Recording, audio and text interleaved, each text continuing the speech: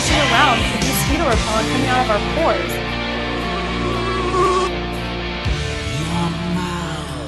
Scientists can now make seeds that produce their own pesticides. This is like you and me walking corporations around own this country. with mosquito repellent coming out of our pores. What? This is like you and The me truth. walking Look, around. Okay, but we talked about Work for big corporations. You are corporations, so I think that to be the okay. Yeah, we were. corporations You don't. and me walking around with mosquito repellent coming out of our pores. Now make seeds that produce their own pesticide. This is like you and me walking around. By a team of French researchers and led by scientist Giles Eric Seralini. What is the study that? found that rats fed by Monsanto's Roundup-ready corn over the course of 2 years had increased levels I of know tumors what that and is. mortality compared to the control group of rats. Now, just take a look at one of the highly disturbing Frankenstein photos showing the rats that were fed GM corn. Now, the findings were published in the peer-reviewed scientific journal Food and Chemical Toxicology in September of 2012, but pretty much immediately after its publication, the Seralini study began to come under intense fire from Monsanto scientists. See, the ag giant took major issue with the fact that Seralini only used a small sample size of 10 rats to make his conclusions, and that the type of rats he had used had a natural tendency to develop tumors. And this constant barrage of criticism worked, leading the editor of the journal, Dr. Wallace Hayes, to retract the paper completely, claiming the study's methodology meant the results were inconclusive. Dick below is the advocate of a GMO-free food supply. At Monsanto's criticisms of the study may have held some water, except for one small You call this a detail. room? Monsanto This is a conducted the exact same study on the exact same I want you to number and type straighten of up this rats and area published its now! findings in the exact You same are a journal 8 disgusting years slob! Before Seralini. Stand up straight! The only difference between Tuck the in two that experiments shirt. is that while Adjust the that Seralini belt buckle. study Tie observed the those rats over shoes. 2 years, Monsanto's study ended at 90 days, Fister! when the rats were still healthy. What is Yet that? one study lives on in the journal for all of eternity, and the other was delegated to the trash. Now, thankfully, 150 scientists all over the world condemned Food and Chemical Toxicology for its decision, citing the disturbing level of monetary interests influencing the science. And as Dr. Michael Hansen, a senior scientist at Consumers Union and guest on this show, said last year, there's only 3 reasons to retract a paper. 1, clear evidence that the findings are unreliable due to misconduct, that is, data fabrication or honest error. 2, plagiarism or redundant publication. 3, unethical research. In the letter that the editor of Food and Chemical Toxicology, Dr. Wallace Hayes, sent to Dr. Seralini, they admitted that they found no problem with plagiarism, unethical research, or data fabrication.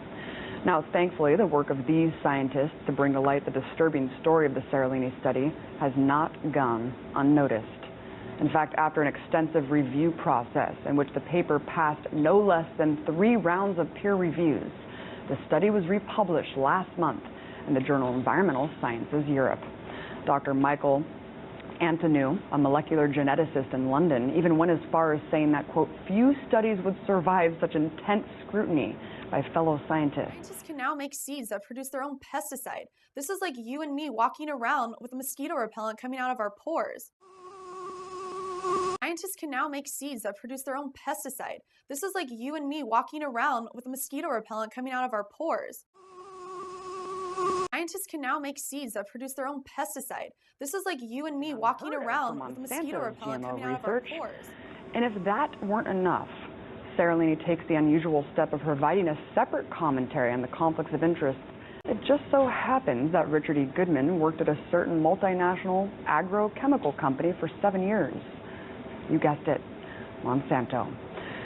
Listen, it's one thing to launch a PR battle in defense of your product, but it's another thing entirely to allow politics to dictate science.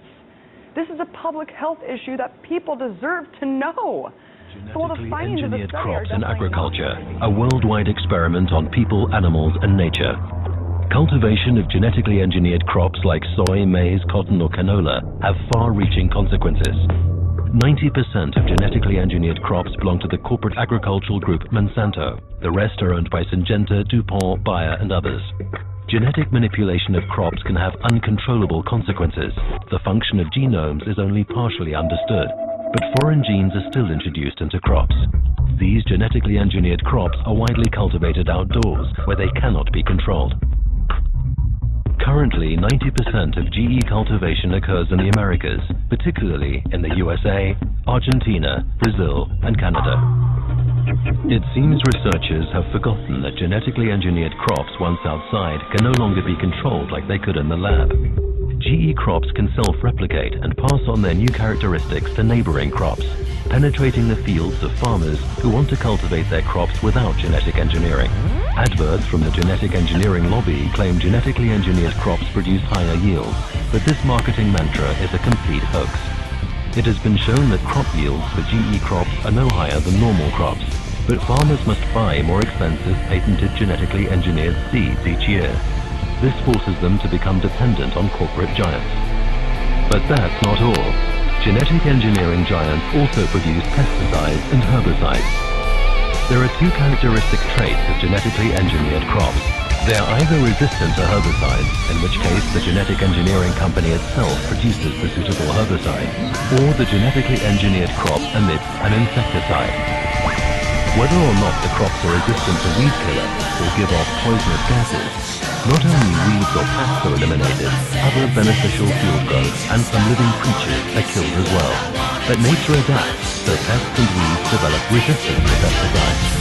And that means that increasing amounts of stronger pesticides will be used. Especially grave consequences are observed in this respect in monocultures. For example, in South America, rainforests and other natural landscapes are destroyed every day to make room for genetically engineered monocultures and pasture.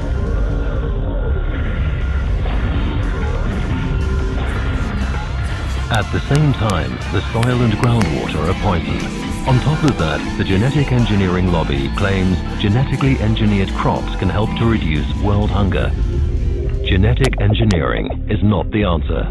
There is enough food on Earth. The problem is that it's not distributed fairly. But the fact is that most genetically engineered crops find their way into the livestock chain, so they end up as meat or dairy products in supermarkets.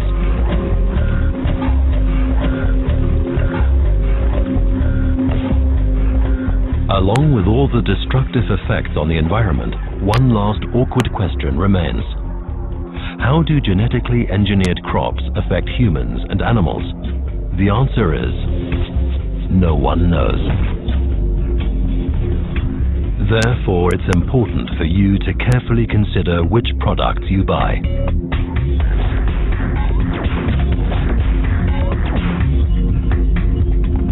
Every single independent study conducted on the impact of genetically modified food shows that it damages organs, it causes infertility, it causes immune system failure, it causes holes in the GI tract, it causes multiple organ system failure. The whole concept of genetically modified organisms is throwing a monkey wrench in the life on this planet. What if we could produce more yield on the same amount of land, squeeze more water from a single raindrop, conserve natural resources while caring for the environment? Monsanto is the company that told us that PCBs were safe. They told us that Agent Orange was safe. They told us that DDT was safe, and now they're in charge of telling us if their own genetically modified foods are safe. The reason why we have 170 million acres of genetically engineered corn and soybeans and cotton and canola oil and sugar beets in the United States is because it doesn't have to be labeled. This is the first time that a long-term animal feeding trial has examined the impact of feeding GM corn or the herbicide Roundup or a combination of both, and the results are extremely serious. In the male rats, there were liver and kidney disorders, including tumours, and even more worryingly, in the female rats, there were mammary tumours at a level which is extremely concerning. Up to 80% of the female rats had mammary tumours by the end of the trial. What sets this study apart from all previous studies is primarily the duration. It's the first to have looked over the entire lifespan of the rats, 700 days. Anything previously has only looked out to 90 days. So the severe adverse effects that accumulated over time. Wipe that smile off your face. Do you understand? What is that? Which means that all the previous studies, which were only up to 90 days, just missed. What kind of a man are you? You're worthless and weak. You do nothing. You earn nothing. You sit in here all day and play that sick, repulsive electric twanger. I carried an M16 and you carried... In the case of Roundup, it's the world's most popular weed killer. It's advertised on television for use in people's gardens. It's used on a huge scale growing crops in this country.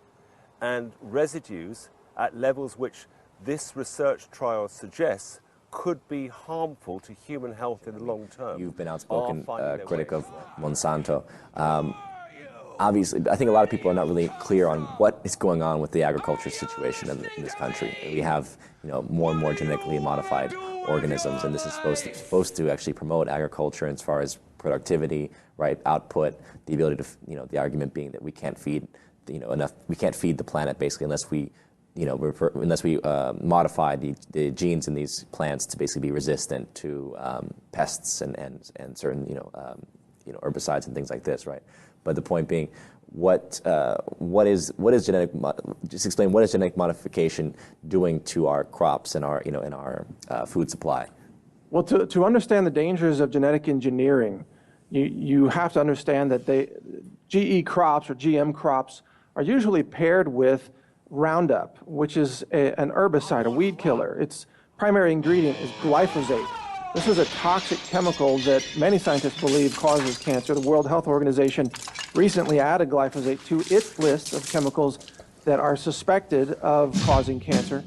And glyphosate is sprayed on all of these crops, sometimes right before harvest, in fact, to dry them, to actually dry them out. And slowly learning that. Very, very pissed off. Lost all of these crops. And the initial promise of GMOs was that it would allow farmers to produce more food with less pesticide and less herbicide. It turns out that was false. More herbicides are being sprayed than ever before.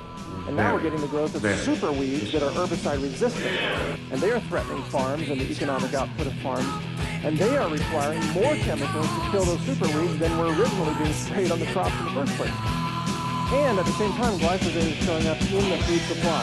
It's in the breakfast cereals, it's in the baby food, it's in the infant formula, it's in off-the-shelf products that you buy at the grocery store. So now we are being chemically contaminated with another chemical. And this is on top of the mercury in your fillings and the fluoride in your water and the toxic chemicals in your prescription drugs and all these other sources of contamination. Now you're eating glyphosate as well. And it has been linked with cancer at very low concentrations, parts per billion concentrations. So that's just one of the concerns, Sean. It doesn't even cover self-replicating genetic solutions of GMO crops, which is another concern. Saw it too as an interview between one journalist and someone affiliated with Monsanto, I believe. And the representative from Monsanto said, Roundup is safe to drink. If you want to drink it, go ahead. It's perfectly safe to consume. And the journalist said, well, if it's so safe, we have some in the back room. Do you want to try it? And the representative from Monsanto got all up in arms and got all angry and left the interview. So my way of looking at it is, if we put in our salad, tomatoes, for example, one of the top genetically modified crops, and if we're ingesting that in which, there's pesticide being produced inside the tomato, that's not something I want to eat. And does it cause inflammation? I wouldn't be surprised. I don't think it's safe to eat something that is toxic to insects, and doing so just doesn't make any sense to me. Right. So in terms of, the notion of, again, a lot of this has to go with the notion of pesticides and herbicides, pesticides that are being sprayed onto the crops, right? How much of that is just presentational, right? Because people oftentimes will notice that maybe an organic crop may not look as pristine and glossy and almost manufactured in a sense. But that obviously is what is more natural as a result, is that it doesn't have that pristine look to it. So how much are these pesticides and herbicides actually necessary for the crops not to get destroyed? Well, that's a tricky question, but if we look back, really, there were no pesticides. The only pesticides there were organic. For example, on grapes used to produce wine, I was interviewing someone for the documentary again, and he said that they used to use, a long time ago, they used to use spiders as a repellent to pests, for example. And, there are these other natural ways to sort of hedge ourselves against pests invading crops without having to use these toxic chemicals that, again, aren't proven to be safe. So, personally, I'd rather side with nature and...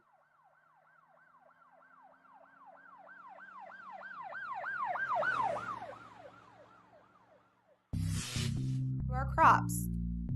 In the Philippines, the people living next to the genetically engineered cornfield developed recurring skin, respiratory, and intestinal problems. Blood tests were done on 39 of the Filipinos, and it was revealed that their immune system was affected by the Bt toxin that the corn had released. And there's still more. Instead of just making drugs in labs, scientists have been growing crops that produce their pharmaceutical drugs, like research chemicals, blood proteins, antibodies, and vaccines, just to name a few.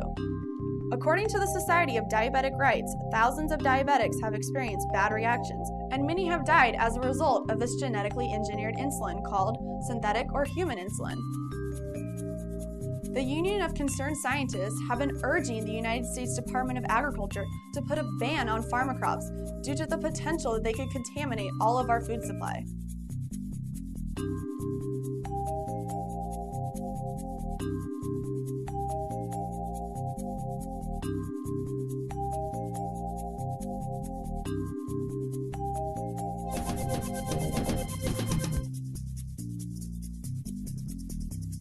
Genetically modified organisms, or GMOs, have, as their name suggests, had their genetic character altered by humans. The notion of modification was developed by the founding father of modern genetics, the 19th century Austrian friar and scientist Gregor Mendel.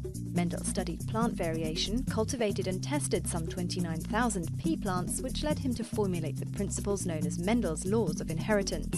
In fact, humans have always crossbred both plants and animals to obtain hybrids with particular characteristics. In a broad sense, all domestic dogs descended from wolves are effectively GMOs. But in general, the term GMO applies specifically to organisms modified by modern biotechnology techniques. This usually involves implanting genes from one living organism into another, so animals or plants exhibit new properties, a process known as transgenesis. Researchers have, for example, taken a light-producing gene from a glowworm and implanted it into a cow embryo. While the future calf may not exactly glow in the dark, under the microscope its cells will emit a gentle glow under stress. Much used in research, genetically modified organisms have many practical applications, particularly in the field of agriculture and food production. Industrial companies have perfected varieties of plants like maize, soya and cotton, which are resistant to parasites, fungi and diseases, or to certain harmful herbicides used in farming. Other GMOs are designed to improve the nutritional value of crops or to have beneficial health implications.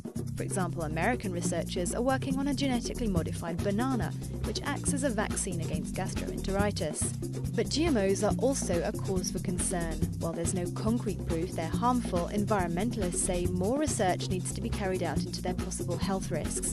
There's also the worry genes in certain plants have a tendency to disperse and contaminate other varieties, thus upsetting the balance of ecosystems. Large multinational food processing companies have also rendered some organisms unable to reproduce.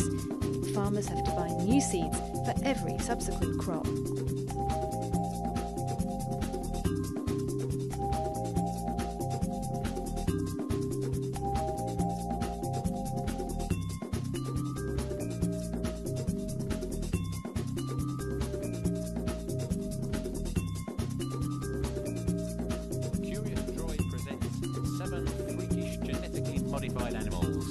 Over the past 30 years, biotechnological developments have allowed scientists to alter the genetic makeup of bacteria, plants and animals. Here are 7 of these such experiments, but they represent just the tip of what will become a massive iceberg.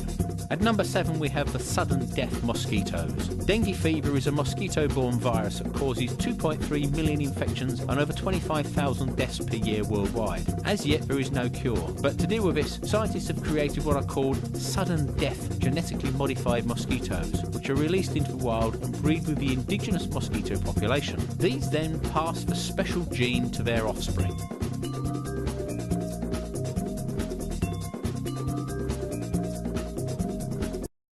This special gene means that the baby mosquitoes die before they themselves could breed, thus reducing the number of mosquitoes that could go on to infect people. Trials in specific areas have showed up to an 80% decrease in the mosquito population for up to 3 months after the initial release. Number 6. Glow-in-the-dark cats. The glow-in-the-dark cat was developed as a way to fight the feline immunodeficiency virus, or FIV, which is related to the human version of HIV and typically affects feral cats. In 2011, American and Japanese scientists inserted genes into cats to help them resist FIV. In order to mark the cells more easily, they also inserted a green fluorescent protein into both genes transferred to the feline eggs. This protein, which is naturally produced in jellyfish, is commonly used in this area of research to monitor the activity of the altered genes. This let the scientists examine how the resistant gene developed within the cats by examination under a microscope. The modified cats are always normal during the daytime, but sometimes they glow at night. Do you know what genetically modified foods are?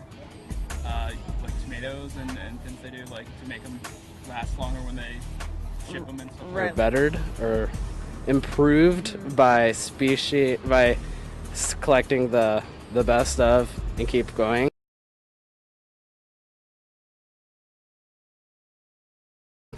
But I've heard of them. Yeah, I don't know how big of a fan I am, but.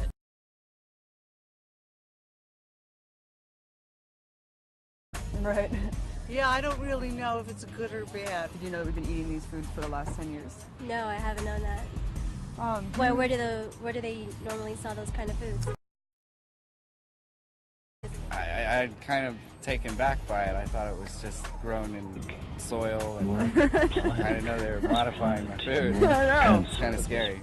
Well, I know it's been a while. I didn't realize.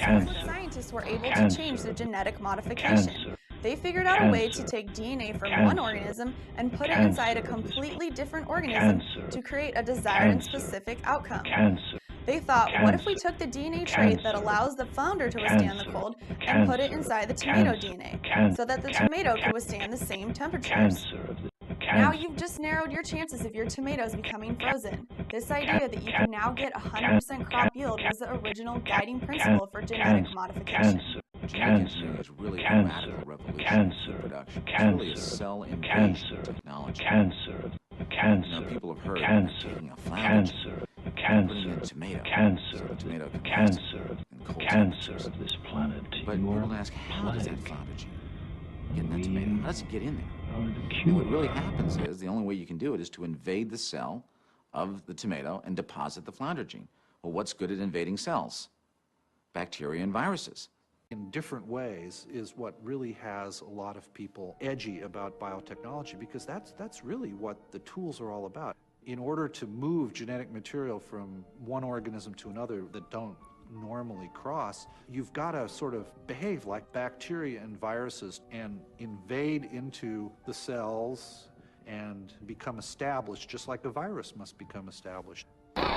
American Heritage Medical Dictionary defines genetically modified organisms as an organism whose genetic characteristics have been altered by the insertion of a modified gene or a gene from another organism using the techniques of genetic engineering. The hope was that this biotechnology would end world hunger by creating higher crop yields. Ironically, we have found studies that indicate just the opposite. Reports have shown that genetically modified crops actually produce fewer yields. In fact, in some countries where starvation rates are very high, there have been many cases of citizens burning genetically modified crops in protest. Like the Future of Food said, Monsanto, the largest biotech company in the world, was able to make seeds that resisted their own Roundup herbicide. This allows farmers to spray as much herbicide as they want without worrying about their crops dying. But it doesn't stop there. Number 5. The web-spinning spider goats. When it comes to natural goods, flexible and strong spider silk is incredibly valuable. Spider silk is, pound for pound, 5 times stronger than steel and far more elastic than rubber. Normally, getting enough spider silk for these applications requires a large number of spiders. However, spiders tend to be territorial, so when the researchers set up spider farms, the spiders killed each other. So they inserted the silk-making genes into the mammary gland cells of goats. The cells then make the extra protein to make the spider's silk. The milk can then be collected and the protein is extracted and spun to make the spider silk thread. Number 4. Singing mice. Sometimes there is no defined end result for the genetic tweaking involved, and this is what happens with the Japanese evolved mouse project. It's a bit like adding some extra genes and let's see what happens when the results of the experiments are allowed to breed. One morning, whilst checking on a new litter of mice, researchers discovered that one of the baby mice was singing like a bird. They focused on that mouse and have now bred over 100 mice that can sing, but it doesn't end there. They noticed that when normal unmodified mice grew up around the singing mice, they too began to use different sounds and tones, almost like a simple language. The project's goal is to artificially speed up evolution, but we may have just created a super talking mouse that will one day go on to take over the world and experiment on humans in the future. Number 3. Popeye pigs. For all you meat eaters out there that love bacon and hate vegetables, Japanese scientists have taken pigs and added the gene from spinach. This creates a healthier meat with a lower saturated fat content and contains proteins that are found in the spinach leaves. Dubbed the Popeye pigs because of the spinach, these pigs have been inserted with a special spinach gene that converts the saturated fat into unsaturated fat. Although the pigs have been cleared of any health complications, their announcement was met with a public outcry. Maybe a better solution is just to eat more greens with your organic pork instead of trying to create pigs that do both. Number 2. Cows that produce human milk. Babies could be fed on human milk produced by cows in the wake of the latest genetic modifications. Scientists have created cattle that have been given human genes to make their milk contain the same nutrients and fat content as breast milk. However, human milk differs from cow's milk in several important ways. It contains high quantities of nutrients beneficial to the baby's growth and also special immune system antibodies that are specific to that mother and baby, which could never be replicated using this method. Number 1. Glowing zebrafish. Glowfish is a patented brand of genetically modified fluorescent zebrafish with bright red, green and orange fluorescent colours. Though it was originally created to show the presence of toxins in water, it was the first genetically modified animal that has gone on to be widely available to the public as a pet. In 1999, scientists at the National University of Singapore were working with a gene called the green fluorescent protein, or GFP, originally extracted from a jellyfish that naturally produced a bright green bioluminescence. They inserted the genome into the zebrafish embryo, allowing it to integrate with the zebrafish's genome. This caused the fish to be brightly fluorescent under both natural white light and also ultraviolet light. The idea was to develop a fish that would detect pollution by glowing in the presence of environmental toxins. Glyphosate in Argentina is causing increases in cancer. You can drink a whole quart of it and it won't hurt you. You want to drink some? We have some here. I'd be happy to, actually, but not really. But not really. I know it wouldn't hurt me. If you say so, I have some glyphosate. No, I'm not stupid. Okay, so you. No, but I know so it's dangerous, I know. right? No, people try to commit suicide with it and it fails fairly regularly.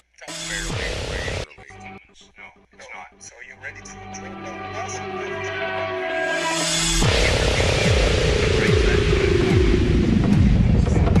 Then the interview is finished. That's a good way to solve things. Yeah. You're a complete jerk. You're a complete jerk.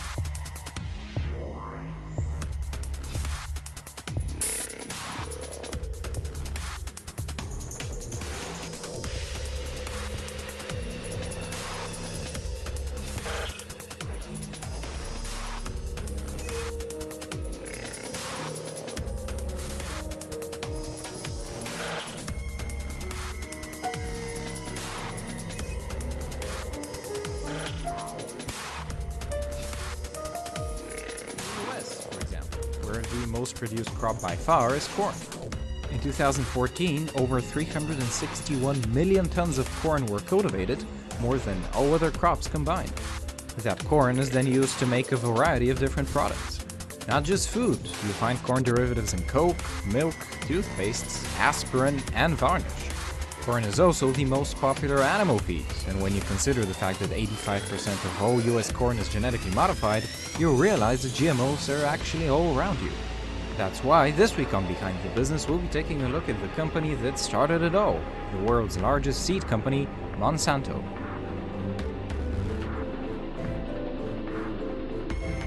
Monsanto was originally founded as a chemical company in 1901 by John Francis Queeny.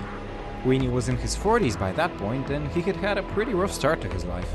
The Great Chicago Fire of 1871 left his family homeless when he was only 12. He had to quit his education in order to start working full-time as an office boy at a wholesale drug firm. Through hard work and dedication, John climbed the ranks of the pharmaceutical industry, and he eventually moved to St. Louis in 1891 as a representative of the Mayer Brothers Drug Company, the largest drug distributor at the time. 5 years later, John married Olga Monsanto, and when he decided to establish a business of his own in 1901, he named his company after her.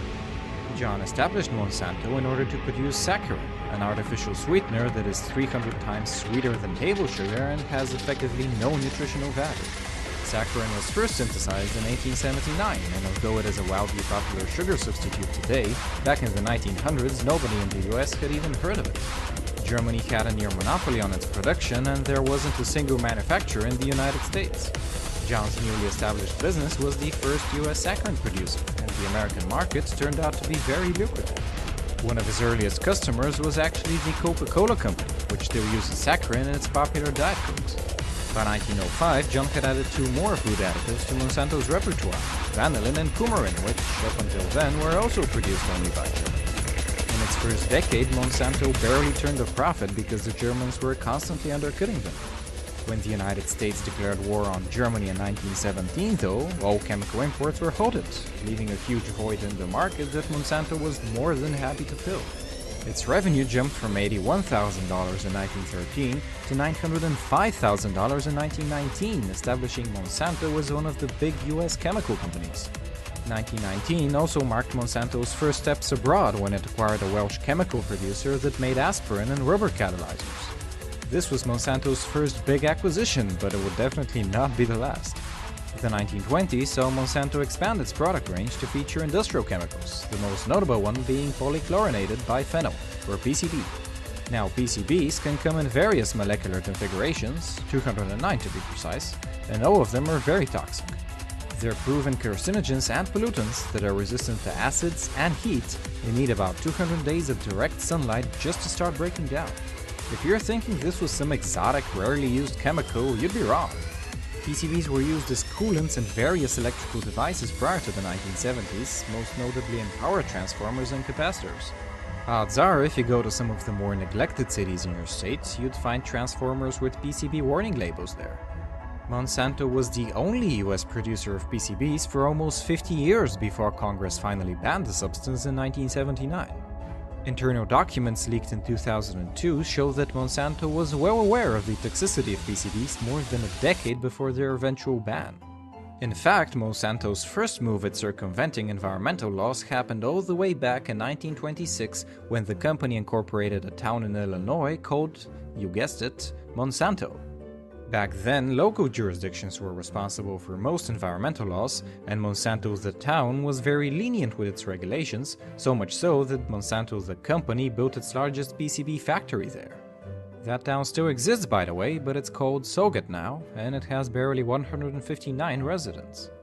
The case with PCBs is one of the earliest examples of Monsanto's extreme for-profit culture that has by now become nothing short of an immortal internet meme. The sad thing is that Monsanto's awful reputation is actually pretty well deserved, but you'll see more about that a little bit later. So, by the time the Second World War had started in 1939, Monsanto had established itself as the US military's premier chemical supplier. Their most valuable product at the time was styrene, a compound crucial for the production of synthetic rubber. Putin wants Russia to become world's biggest exporter of non-GMO food. there is already such a drive in Europe and the United States, because I read the trade publications, that they can't supply enough of it. And so they, in the last 5 years, have banned GMO being brought in, so that has glyphosate in it, you name it, has all these secret stacked traits in it that kill farm animals and deform them and maim their young. I mean, that's on record. That this is a really good move for Russia, but of course the U.S. will try to ban them shipping the organics in. They want to make sure we eat the right thing. Separately, Monsanto is countersuing different governments and groups that are bringing up the fact that it's been linked in so many studies to cancer of the liver, of the pancreas, of the kidneys, of especially the bladder. I mean, who didn't know weed killer is good for you? I mean, their PR people said so, but they won't drink it themselves. By the way, don't drink it. Indian farmers use it to commit suicide. You want to go bye-bye, drink a glass of it, you're going to be bare minimum seeing little green men and vomiting and reducing your life expectancy by decades, and probably going to be going bye-bye. So if you want to go 6 feet under, I mean, if that's healthy, then you want to crawl into the grave and start pushing some little daisies up and just be flyover country and folks drive by. You want to kind of skip the next 20, 30, 40, 50, 60, 70, 80 years of your life? By all means, listen to them and drink up, but it'll kill you deader than a hammer. So will cyanide. Now, I know that's a conspiracy theory, and a lot of folks think if I say women one day, you know, used to give babies milk through their mammary glands, that mammals are known for having hair and milk. It's true, but they're going to start saying that's not real. And I'm not joking. They're going to start saying vaginal birth never happened. It's a conspiracy theory. Already 50-something% is cesarean. They're trying to restrict it and act like you're weird if you want to have a vaginal birth. This is all part of putting us into this unnatural world. Is a sustainable agriculture company. They deliver agricultural products that support farmers all around the world. That's how Monsanto describes itself on its own website, which is full of positive words like empowerment, sharing, and conservation. And yet, in 2011, they were voted the most evil corporation in the world by readers of Natural News.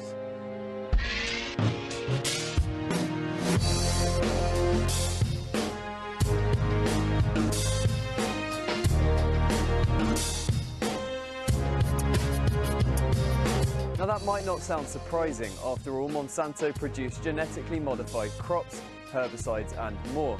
So they're a natural target for the readers of Natural News. But they got 51% of the vote. Second was the Federal Reserve with 20%, and BP only managed to get 9% even in the year after the Gulf of Mexico oil disaster. So why do people think Monsanto is quite so evil? Let's start with a little history. Foliate, which is very like ordinary weed killer in common domestic use in America. It comes in 3 main types: Agent Orange, Agent Blue, and Agent White. By the 1960s, Monsanto were one of 9 contractors producing Agent Orange, which was used by the US military during the Vietnam War. It was meant to defoliate the thick jungle to reveal Viet Cong positions, and it did. But it also killed or maimed 400,000 people, and more than 500,000 children have been, and still are, being born with birth defects. American officials say it doesn't hurt humans or animals or have any lasting effects on soil and vegetation. Monsanto stresses that they were only responsible for producing it, not where or how it was used. Hey kid, what's up? Do you hate having to eat those healthy vegetables? Is nutrition getting you down? Well, cheer up! Help's on the way. Say hello to GMO, genetically modified organisms. You can eat them all day. Not only will mealtimes be extra delicious, they'll also contain oodles and oodles of insect genes and fish genes. Just think of all that extra yummy goodness. But that's not all. We're irradiating everything you eat, so you'll never have to absorb a single nasty nutrient ever again. And don't forget about pesticides, plenty of those. Yes, sir. Like to know more? Well, let's take a look. Corn is a staple food used in many, many ways throughout the food industry. Growing it takes time, money, and lots of pesticides to protect the crops from bugs, vermin, and fungus. Now, some people think that pesticides made by big biotechs are harmful for humans, animals, and the environment, but that's okay. We've solved that problem. Our GM scientists are putting the pesticide right inside the crops. That's right. Isn't that amazing? The food itself will kill those pesky critters stone cold dead.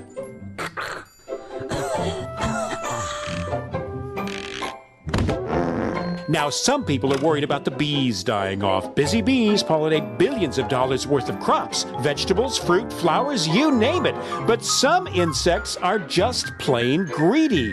They'll eat everything in sight if you don't watch out. GMO to the rescue! Thanks to genetic engineering, the plant produces a toxin from the newly inserted bacterium gene. The toxin kills insects, but not humans. The Bacillus thuringiensis toxin destroys the insects' stomachs. Ouch. We have absolutely no testing results to prove that these are safe, but they are. Trust us. We care. And because the pesticides are already growing right inside the crop, GM plants can withstand more weed killer than the old-fashioned organic crops. No weeds, no bugs. More food, more profit. What's not to like? But that GMO goodness isn't just about corn. There's rice, soybeans, cotton, alfalfa, soybeans, papaya, soybeans, oilseed rape. Is that all? Not on your life. GM is the gift that keeps on giving. The possibilities are endless. Just imagine you're a limey Brit trying to grow strawberries in the frozen wastes of Scotland land. Well, in the future, why not insert a gene from a codfish who's built to thrive in the icy North Atlantic? Result, frost-resistant strawberries. Wow, I want it now. The effects of GMO food on humans aren't as tried and tested as we'd like, but there are much more important things that need our attention right away. The population is exploding. How will we feed everyone? We need food security, and we need it now. But just because tests on rats eating genetically modified potatoes showed them growing slower after 2 or 3 generations and developing fertility problems, and some organ development issues, some goody two-shoes scientists and whiny campaigners worry that that might happen to humans too. Well, let's wait and see. In the meantime, the biotech companies can rake in the profits that will fund more exciting GMO experiments. We love farms. We love them so much, we want them all. We want to persuade every potential partner farmer to forget all about that silly organic farming and get with us on the GMO bandwagon. Whenever we change the natural gene sequence of any plant, we get a patent, ASAP. It's our invention after all. Hey, the new GMO plants are our intellectual property. We aim to achieve total control of the seed. Got an organic farm nearby? Great! Soon everything you grow will be enhanced by the altered genes from our GM crops. Isn't nature wonderful? And what better way to spread the GMO goodness around than the wind? Accidental cross-pollination isn't our problem, and it's no excuse for profit loss. And once our genes get into your crops belong to us. Yep. Well, it's our technology. If you're going to use it, you've got to pay. We don't care how it got there. When we own the food, we will own life. So those naughty farmers better not save their seeds for next year's crop. If they do, we'll know. We'll tie up farmers for years in the courts. Farmers will just have to buy more seeds next year, and more pesticides too. It's win-win all around. If you want to fight us, we might just take your farm as a settlement. But we're human. Just. Thanks, Mother Nature, but we'll take it from here.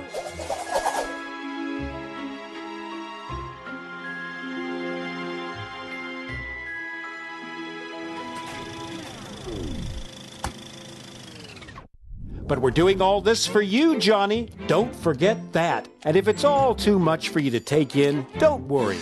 We've got it all figured out. By the time you're a teenager, it'll be GMO a go-go. We just need to make sure that our army of lobbyists keep GMO labeling off any products. Why spoil consumers with unnecessary choices after all? And if old Farmer Joe decides to fight us, we have a ready-made network waiting to take care of him. Can you say revolving door? Yep. Some judges used to be lawyers who worked for us, and we make sure that they take care of business. And legislation, no problem either. Former GM industry lawyers also work for the food regulation bodies. And we have enough cash in our pockets to lobby any issues all the way to Saturn and back. Some people still think government food regulatory bodies are serving their needs. Hilarious.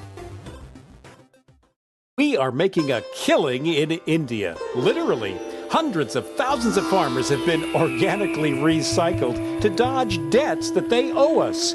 BT cotton doesn't always give strong yields, and bollworm, cotton's main pest, seems to be gaining resistance to our transgenic BT cotton. This can mean bad crops and no revenue for some. We say, once you're in, you're in. However, and yet these organisms continue to lurk and proliferate in our food supply. Over 50 countries all over the world have now passed GMO labeling laws and GMO crop restrictions in order to ensure people's health. But Canada and the United States have yet to join the roster. It's time for you to... or BT for short. And the reason there is such a negative perception of GMOs is that, as has happened numerous times in history, people take a good thing, and out of greed they take it so far that it eventually becomes a bad thing. GMO crops are a perfect example of this. There are a number of ways to genetically modify a crop without compromising the health of the people who eat it. Some of the most basic ones are shortening the plant's seed-to-seed period or outright pumping up the size of the resulting fruit or vegetable. Monsanto, however, in their quest for ever-increasing yield, took GMO crops to a whole new level. Back in the early 1980s, when Monsanto was faced with a slew of lawsuits and a ban on its best products, they discovered glyphosate, an extremely potent herbicide that saved the company from potential bankruptcy. Monsanto marketed their herbicide under the name Roundup, and in the span of just 2 decades it became the most widely used herbicide in the United States. The reason for its success lies in Monsanto's development of GMO crops. You see, in the past, farmers had to plant their seeds a good deal away from each other.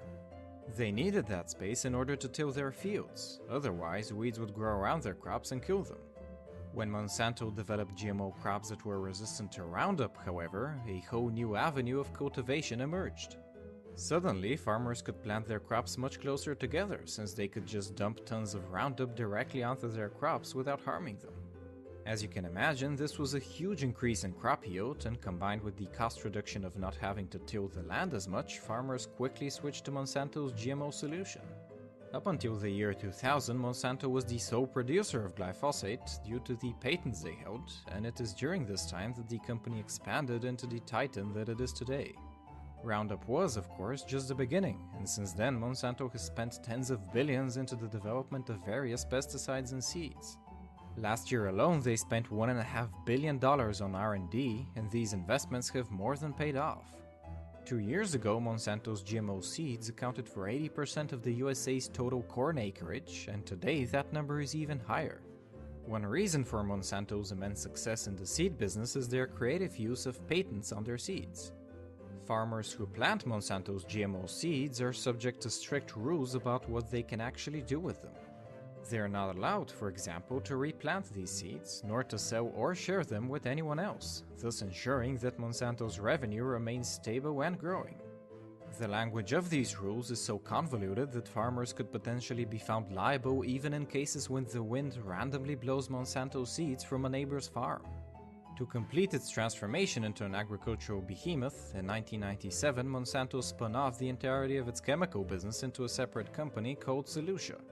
This was Monsanto's attempt at a fresh start, and on their website they even claimed to be a relatively new company that just happens to share the same name with its polluting predecessor. Of course, this was all for show, as the new Monsanto's executives were the same people that had led the old company for decades. What they did with Solutia was to essentially try to wash their hands of Monsanto's morally questionable past. Solutia inherited not only the struggling chemical business, but also the majority of litigation relating to Monsanto's PCBs and other industrial pollutants. It probably won't come as a surprise that just 6 years later, Solutia filed for bankruptcy, only to be eventually swallowed up by the Eastman Chemical Company. The new Monsanto, of course, has been incapable of shaking off its bad reputation, but that hasn't stopped its global expansion.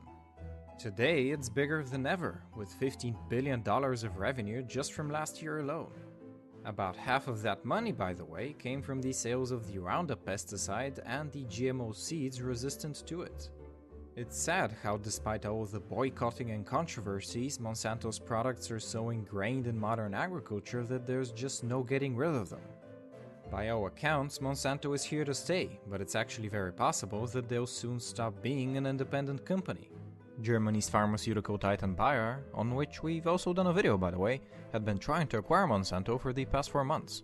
Just a few days ago, Monsanto accepted a $66 billion all-cash offer, which still needs regulatory approval, sure, but consider this. In the past 14 months, we've seen the mergers of 6 of the biggest companies in the industry, and so far analysts are giving the Bayer-Monsanto merger a 50% chance of going through. Even if the merger fails though, it's very hard to be optimistic about a Monsanto-free future. From an investment point of view, it would make sense to buy shares of the company that controls the world's food supply, but sometimes it's better to forego revenue in order to actually make the world a better place. Thanks for the invitation, Joe. Okay, let's talk about the rat of the week. Why is Bayer Corporation the rat of the week? Internal documents show that after this company positively, absolutely knew that they had a medication that was infected with the AIDS virus, they took the product off the market in the U.S. and then they dumped it in France, Europe, Asia, and Latin America. The medicine's called Factor 8. It was an injection medicine that was used for hemophiliacs, mostly children. Children had been born with an incurable disease. Hold on, Mike. So hold on. So you're telling me that Bayer knew that this drug was infected with the AIDS virus. They yanked it from the market in America, and then they dumped it in markets overseas? They had to figure out a way, Joe, to make a profit on a product that they could not sell in America. So they made a huge profit. They dropped the product in Japan, Spain, and France. By the way, Joe, government officials in France that allowed that to happen actually had to go to prison for it. In America, not one corporate executive for this company has been indicted or even criminally investigated by our Justice Department. Why not? What, you're telling me that these people that dumped this AIDS-tainted blood in foreign countries, who killed children, have not been taken to task in the United States? It's worse than that. The U.S. government allowed it to happen. The FDA allowed this to happen. And now the government is completely looking the other way. Thousands of innocent hemophiliacs have died from the AIDS virus. And not only they're dying, their family members are dying because they're becoming infected with the disease. This company knew absolutely that they had a problem with the product. They knew that it was infected with AIDS. They dumped it because they wanted to turn this disaster into a profit. Mike, I want to read to you what Bayer told the New York Times about this scandal. They said Bayer behaved responsibly, ethically, and humanely. Decisions made nearly 2 decades ago were based on the best scientific information of the time and were consistent with the regulations in place. That sounds like a lot of legal mumbo-jumbo. Now, you say you have internal documents that show that they knew that this drug they were dumping was tainted with the AIDS drug? Or the AIDS virus? The documents show that there was no question that this company absolutely understood the risk, that they knew that it was contaminated. It wasn't a possibility. They knew it was contaminated. Americans were dying from the product before it was pulled off the market. The only reason it was pulled off the market is because lawyers found the documents and showed it to the government, and finally the government said, you can't sell it here, but then the government allowed them to dump it in Spain, France, and Japan. That's amazing. That's just amazing. Well, I want to read to you what the New York Times said, and this is an investigation that they also did, and they said the federal government was part of the problem while the Food and Drug Administration told the company not to ship the drugs overseas. The man responsible for the drug supply, quote, asked that the issue be quietly solved without alerting the Congress, the medical community, and the public. This is a cover-up, and our Congress is not doing anything. What should Americans do? Classified congressional record of 1969 showing the Department of Defense requested $10 million to develop, quote, synthetic biological agents for germ warfare, end quote, through the National Academy of Sciences, National Research Council, that is the NAS-NRC. That's nearly half of the amount of money given to all of biological weaponry that year.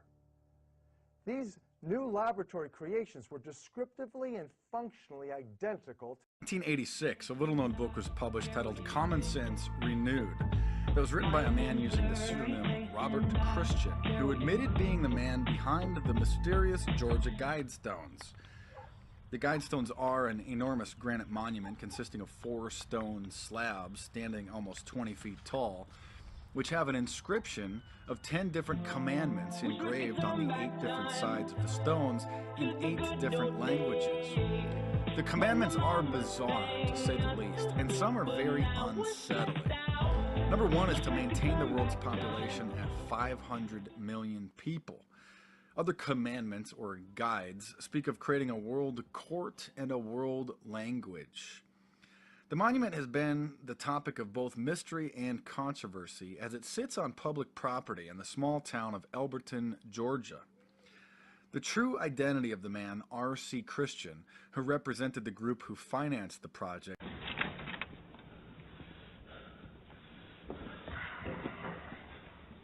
I'd like to share a revelation that I've had during my time here. It came to me when I tried to classify your species. I realized that you're not actually mammals. Every mammal on this planet instinctively develops a natural equilibrium with the surrounding environment, but you humans do not.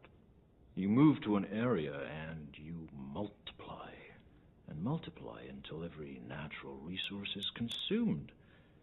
And the only way you can survive is to spread to another area.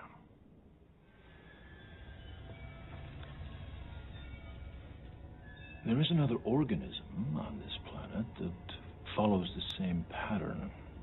Do you know what it is? A virus. Human beings are a disease, a cancer of this planet. You are a plague. Plague. You are a plague. This planet. You are a cancer of this. A cancer of this. A cancer. A cancer of this. A cancer. A cancer. A cancer. has remained unknown since the stones were erected in 1980. The publication of Common Sense Renewed shed some light on the subject, but his real name and that of the group he represented remains a mystery. The book explains that Robert Christian is a pseudonym of a private American citizen who is concerned about the growing evidence of decline in the political and economic strengths of our country.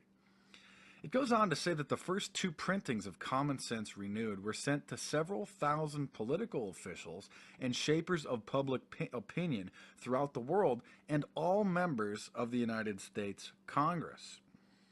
Aside from admitting that, quote, Robert Christian is the author of the Guidestones, he explains that he has, quote, chosen to remain anonymous in order to avoid useless controversy and better focus attention on his thoughts rather than on himself.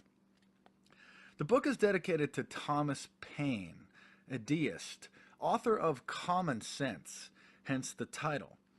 On page 6, the author explains one of the purposes for the monument, saying, quote, the hearts of our human family must be touched and warmed to welcome a global rule by reason. The mysterious man also alluded to transhumanism, a combination of man and machine, saying, quote, we suggest that scholars throughout the world now begin to establish new bases upon which later generations can develop a totally new universal language for men and machines. It will be adopted to to our speech mechanism and to the language facilities and patterns impressed in our nervous system, its spoken and printed forms will be capable of articulate interchange by electromechanical means. It should be noted that when this man first approached the Alberton Granite Association with plans for the project, he identified himself as R.C. Christian, which is a label used by members of the Rosicrucians, a secret society with connections to the Enlightenment and the Illuminati. He also admitted that he had not come up with the project himself, but he merely represented the organization which did. When one reads the guides engraved in the side of the monument and understands that the stone's creator desired the world's population to be reduced by 6 billion people, it can be very unsettling. What's worse is the fact that reducing the world's population by 80 to 95% has been a goal of the Illuminati for some time. Hey, you guys, it's in the stars, and I believe that the pentagram is complete. Now, for the majority of these red lines, you need to look at my previous video on how we established those lines. The only line in question was this red line here, to complete the pentagram. Now, I'm going to show you how I arrived at this line. First, you're going to see other lines in this video, and we have some shocking information. We were able to get the 322 degree line by lining up the guide stones at the Georgia guide stones. But what I didn't do is line up the stones going in the other direction. And what I found was simply unbelievable. Let's take a look so you can see for yourself. These are the Georgia guide stones. And the red line that you see is the line that actually connects the stones going in the 322 degree direction. We covered that on the previous video, so I'm not going to go over it again. But then we had lines or stones going in another direction. And this is what I found. These lines line up at exactly 33 degrees. So if anyone had any questions about the authenticity of the information that we're uncovering at this point, this should put all questions to rest. 322 degrees in one direction and 33 degrees in the other direction. Two very important symbolic numbers used by the Illuminati. Thanks for clicking. Thanks for clicking. Thanks for clicking. Hey YouTube, this is Jason Swift. I'm over here in Alberton County. Alberton County happens to be the granite capital of the world. Why am I here? Well, it also happens to be the home of the Georgia Stones right behind me. Now guys, these monuments here are over 20 feet tall and over 240,000 pounds. Guys, these things were built in 1980. They were actually put up here by someone with a fake name. His name was R.C. Christian, or the one he provided. The odd thing about these stones is that they've given us, seems like commandments, 10 of them, in different languages. It even gets odder though. Up here on the top, the capstone to these buildings, they have different languages. Ancient Greek, Egyptian hieroglyphs, and Sanskrit. You know, it gets even odder when in 1980, a group of Christians came and spray painted and destroyed these things as best they could, writing New World Order and tons of odd things, guys. You don't want to miss this one. You can read the text behind me. Very odd things, guys, which really draw the curiosity of people and conspiracy buffs like myself. Now, guys, if we look at over here, be not a cancer on the earth. Stone tablet standing 20 feet tall, weighing 240,000 pounds, and is described with 10 commandments in 8 languages. The corporations own this country. I mean, what? The truth. Look, you guys. Okay, but we talked about work for big corporations. You are corporations, so I take that to be okay. Corporations don't. Yeah, I mean, it's a little different. I mean, the corporations we work for are a little different than Monsanto. Okay, we were talking last week about some of the stuff that is subsidized in America agriculturally, and it's all the stuff that goes into making the worst kinds of food. It's not foods and profit.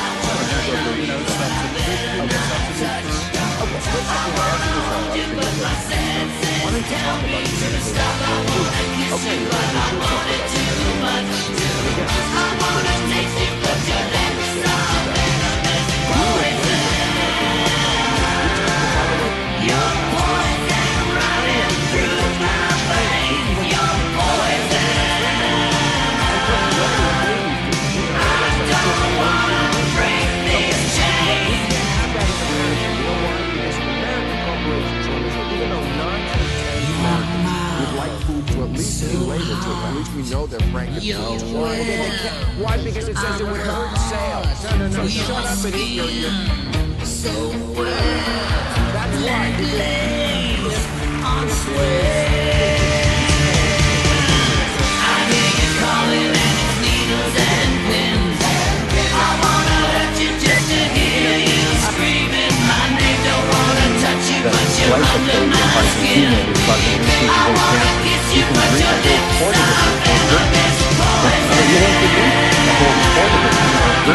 You can drink a whole quart of it and it won't is in cancer. You can drink a whole quart of it and it believe that glyphosate in Argentina is causing increases in cancer. You can drink a whole quart of it and it won't hurt you. You want to drink some? We have some here. I'd be happy. Drink some? We have to drink some. We have to drink some. We have to drink some. We have to drink some. We have to drink some. We have to drink some. We have some here. I'd be happy to actually, but not really actually, but not happy to actually. I'm here. I'd be happy to. I'd be happy to actually. I'd be happy to actually. I'd be happy to actually. I'd be happy to actually. I'd be happy to actually. I'd be happy to actually, but not really, but. Not really? I know it wouldn't hurt me. If you say so, I have some glyphosate. No, I'm not stupid. Okay, so you. No, but I know it's dangerous. I know. Right? No, people try to. It's dangerous. I know. Right? I know it's dangerous. You. No. Okay, so you. No, I'm not stupid. Have some glyphosate. No, I'm not stupid. Have some glyphosate. No, I'm not stupid. Have some glyphosate. No, I'm not stupid. Have some glyphosate. No, I'm not stupid. No, I'm not stupid. Okay. No, I'm not stupid. Okay. No, I'm not stupid. No, I'm not stupid. No, I'm not stupid. No, I'm not stupid. No, I'm not stupid. No, I'm not stupid. No, I'm not stupid. No, I'm not stupid. No, I'm not stupid. No, I'm not stupid. Okay, so you can drink a whole quart of it and it won't hurt you. If you say so, I have hurt me. If not really. I know it wouldn't hurt me. A quart of it and it won't hurt you. A quart of it and it won't hurt you. You. No, but I know it's dangerous. I know. Okay, so you. Stupid. Some glyphosate. No, I'm not stupid. Some glyphosate. No, I'm not stupid. Some glyphosate. No, I'm not stupid. Some glyphosate. No, I'm not stupid. Some glyphosate. No, I'm not stupid. Cancer. Ukraine is causing increase. Drink a whole quart of it and it won't hurt you. Drink a whole quart of it and it won't hurt you. Drink a whole quart of it and it won't hurt you. Okay, so you. I'm not stupid. No, I'm not stupid. No, I'm not stupid. No, I'm not stupid. No, I'm not stupid. No, I'm not stupid. No, I'm not stupid. No, I'm not stupid. I have some glyphosate. I have some glyphosate. No, I'm not stupid. I have some glyphosate. No, I'm not stupid. I have some glyphosate. No, I'm not stupid. I have some glyphosate. No, I'm not stupid. Okay. That is causing increases in cancer. You can drink a whole quart of it and you can drink a whole quart of it. You can drink a whole quart of it. You can drink a whole quart. You can drink a whole quart of it and if you taste wouldn't hurt you. Not really? I know, not really, but actually, not. I'd be happy to actually. To drink some, we have some here. I'd be happy to actually, but not really, but not really. I know it wouldn't hurt me. If you say so, I have some glyphosate. No, I'm not stupid. Okay. So